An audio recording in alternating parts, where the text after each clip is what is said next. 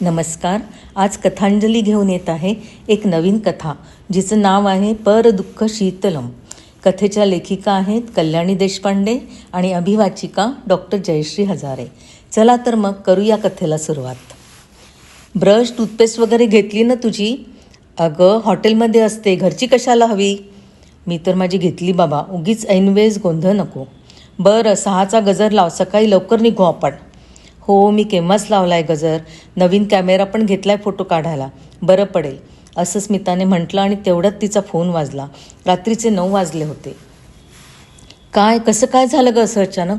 बाप रे, हो येते मी लगेच, स्मिता चिंतायुक्त आवाजात म्हणाली. काय झालं? सुमेधने त्रासिक आवाजात विचारलं.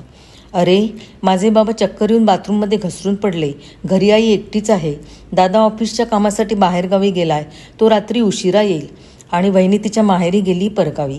आता आपल्याला जावं लागेल कारण आईसोबत कोणीच नाही माझ्या, आणि बाबांना डॉक्टरांकडे न्यावं लागेल आपल्याला, स्मिता रडवेल्या आवाजात म्हणाली. सुमेध मोठ्या नाखुशीनेच तिच्यासोबत माहेरी गेला. स्मिताच्या वडिलांना इस्पितळात भरती केलं, एक्सरे काढला, मांडीचे हाड मोडले होते. दुसऱ्या दिवशी ऑपरेशन करण्याचं ठरलं होतं. रात्री 1 वाजता स्मिताचा भाऊ परस्पर इस्पितळात आला. तो येताच सुमेध स्मिताला घरी चलण्याचा आग्रह करू लागला. चल स्मिता, आता सुधीर आलेला आहे, तो आहे इथे काळजी घ्यायला, आपण निघू आता. अरे आत्ताच आलाय तो डॉक्टरांच्या फॉर्मॅलिटीज पूर्ण करेल, पैसे वगैरे भरेल, तोपर्यंत आईजवळ नको का कोणी? असं करतो का? मी इथेच थांबते, तू हवं तर जा घरी. मी एकटा जाऊन काय करणार? उद्या आपलं पिकनिकला जायचं ठरलंय ना, मग त्यात कशाला मोडता घालायचा? तसे आता ऑपरेशन करायचं ठरलेलं आहे आणि सुधीर आहेच इथे. आणि आत्ताच तू सांगितलं ना की तुझी वहिनीसुद्धा येणारच आहे उद्या दुपारपर्यंत, मग आपण नसलो तरी काही फरक नाही पडणार. 2 दिवसांची तर पिकनिक आहे आपली, परवा संध्याकाळपर्यंत आपण परत येऊसुद्धा. सुमेध स्मिताला समजावण्याचा प्रयत्न करत होता. तेवढ्या स्मिताची आई तिथे आली व म्हणाली. काय झालं स्मिता, काय म्हणतायत जावई बापू? अहो सासूबाई, आमचा उद्या पिकनिकला जायचा प्लॅन होता, तेवढ्यात हे असं झालं बाबांचं, त्यामुळे आम्हाला इकडे यावं लागलं. आता मी स्मिताला म्हणतोय की सुधीर आहे इथे काळजी घ्यायला, आपण जाऊ शकतो, तर ही ऐकायला तयार नाही. सुमेध म्हणाला. अगं स्मिता, बरोबर म्हणतायत जावई बापू, त्यांना नाराज नको करू, जा तू, इथे सुधीर आणि मी आहोत.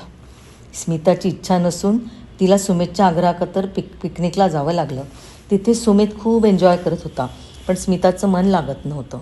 ती तिथे मधून तिच्या आईला फोन करून तिच्या बाबांची खाली खुशाली सारखी विचारत होती.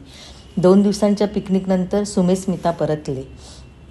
स्मिताच्या बाबांचं ऑपरेशन सुरळीत होऊन त्यांना डिस्चार्ज मिळाला. महिन्याभराची बेडरेस्ट त्यांना सांगण्यात आली. असेच काही महिने गेले. त्या दिवशी पुन्हा एका विकेंडला 2 दिवसांच्या पिकनिकला जायचं सुमेध स्मिताने ठरवलं. शुक्रवारचा दिवस होता, सकाळची वेळ होती. सुमेध ऑफिसला जायला निघालाच होता की तेवढ्यात त्याचा फोन वाजला. हॅलो, काय कसं काय? बरं येतो मी लगेच, सुमेध घाईघाईने म्हणाला. काय झालं सुमेध, काही प्रॉब्लेम झाला का? अगं आईचा BP लो झाला, ती चक्कर येऊन पडली घरात, आपल्याला जावं लागेल लगेच, सुजयचा फोन होता. स्मिता आणि सुमेधच्या आईबाबांकडे पोचले. सुमेधची आई पलंगावर तक्क्याला टिकून बसली होती. सुजय आणि सुमेधचे बाबा बाजूलाच बसले होते आणि सुजयची बायको सुमेधच्या आईला लिंबू पाणी देत होती. काय झालं आई, एवढी दगदग करत जाऊ नकोस गं, तू चक्कर येऊन पडली ऐकल्यावर माझं मनच लागत नव्हतं, सुमेध काळजीने म्हणाला. अरे काही नाही, उपास करू नको म्हटलं तरी तुझी आई ऐकत नाही. झाला BP लो, आली चक्कर, दिले डॉक्टरांनी औषध, वाटेल बरं आता थोड्या वेळाने, सुमेधचे बाबा म्हणाले. आत्ता डॉक्टरांनी उपास करण्यास सक्त मनाई केली ना, आता ऐकतील सासूबाई, सुजयची बायको म्हणाली. अरे पण तुझं ऑफिस असेल ना, ऑफिस सुटल्यावर आला असता तरी चाललं असतं बेटा, एवढ्या तडकाफडकी कशाला आला, सुमेधची आई. असू दे गं, एखाद्या दिवशी घेतली रजा ऑफिसमधून तर काही बिघडत नाही. आता विकेंडचे 2 दिवस आम्ही इथेच राहणार. अरे पण तुम्ही दोघे पिकनिकला जाणार होता ना, ते कशाला रद्द करतोस? आईची तब्येत व्यवस्थित आहे आणि आम्ही आहोत इथे सर्व, तुम्ही जा ठरल्याप्रमाणे, सुजय म्हणाला. अरे नको, माझं मन नाही लागणार, पिकनिक काही एवढी महत्त्वाची थोडीच आहे, आम्ही राहतो 2 दिवस इथेच. सुमेध आणि स्मिता पिकनिकला न जाता तिथेच राहिले. स्मिता विचार करू लागली. काही महिन्यांपूर्वी माझ्या बाबांची तब्येत ठीक नव्हती, तेव्हा याने मला आग्रह करून पिकनिकला यायला लावलं, आणि आज ह्याच्या आईची तब्येत थोडी बिघडली की लगेच ह्याने पिकनिक कॅन्सल करून इथे आईजवळ राहायचं ठरवलं.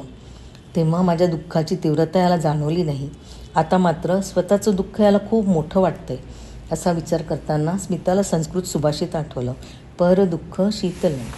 धन्यवाद.